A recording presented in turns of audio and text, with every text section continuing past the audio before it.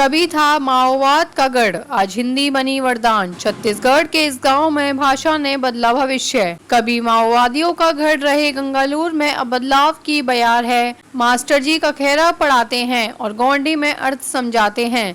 सुकमा, बीजापुर और नारायणपुर के 400 से अधिक गाँव में गोंडी, हल्वी, दौड़ली जैसी स्थानीय बोली ही संवाद का आधार थी।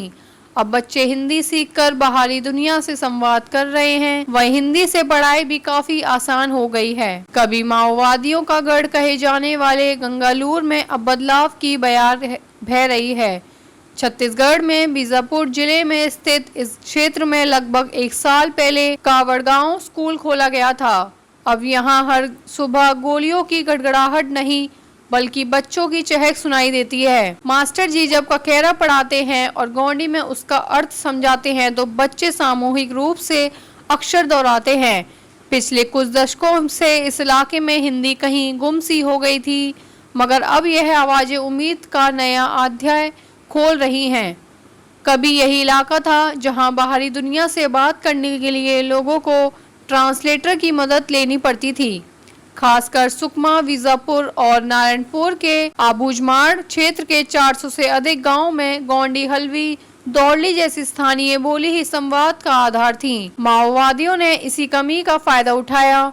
शिक्षा और भाषा से दूर रखे गए लोगों को बहला फुसलाकर किताब की जगह हाथों में बंदूक थमा दी। हालांकि सुरक्षा बलों के शौर्य के बल पर माओवादी हिंसक अब खत्म हो रहे हैं और तस्वीर बदल रही है। अब आश्रम शालाओं से पढ़कर लौटे बच्चे शिक्षा दूत बन गए हैं।